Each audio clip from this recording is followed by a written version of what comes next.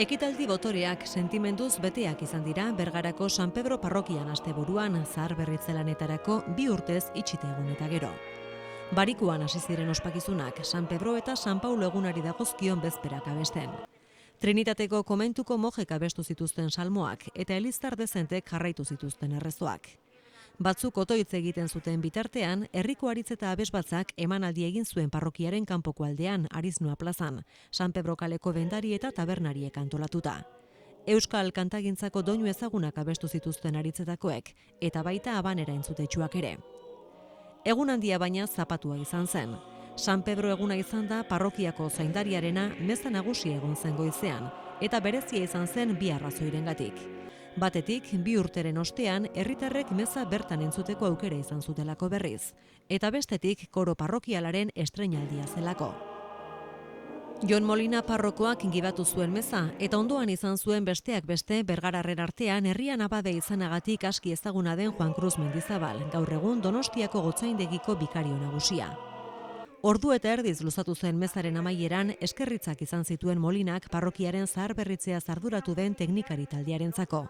Eta bereziki inaugurazio aurreko egunetan buru-belarri lanean aritu diren herritarrentzako.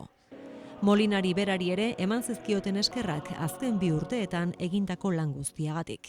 Taldean indako lana da, eta orduan elkarri eskerrak emateko moduan garela uste dut eta hori gertatu da, besteik ez. Mezarekin batera, ederra izan zen koro parrokial berriak egindako lehen emanaldia.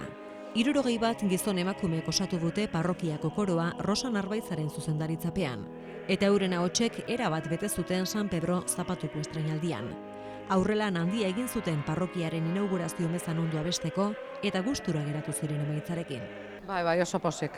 Oso pozik bukatu dugu. Gainera, kantau dugu disfrutauaz eta nik uste dut hori jaso indala. Bai, jendeak jaso indabela hori. Oso posigare, benetan oso posi. Dauko, direktora bat, kategoria, eta oso ilusio guztiakin, ikusten dut dano gainera. Koro zaharberrituaren gaineko nabardura egin gure izan zuenain justu Juan Cruz Mendizabalek. Orain dela 4 urte, 3 urte, pentsa ezinezkoa zain emakumen parte hartzea parrokiko koruan posible izan zen. Eta nik uste ere horrek jantzi egin du, eta eraberan ere izan askotan aldarrikatzen dugun emakumearen duintasuna ere azpimarratu du. Beraz, koruari eskerrak, baina batipat gaurkoan esango nuke emakumearen parte hartzeari eskerrak. Inaugurazio ekitaldien ginda, Bergarako Orfeoiak eta Oñatiko abesbatzak osatutako koroak Oñatiko Ganbara orkestrarekin batera zapatu iluntzean interpretatutako Mozarten rekiemak jarri zuen.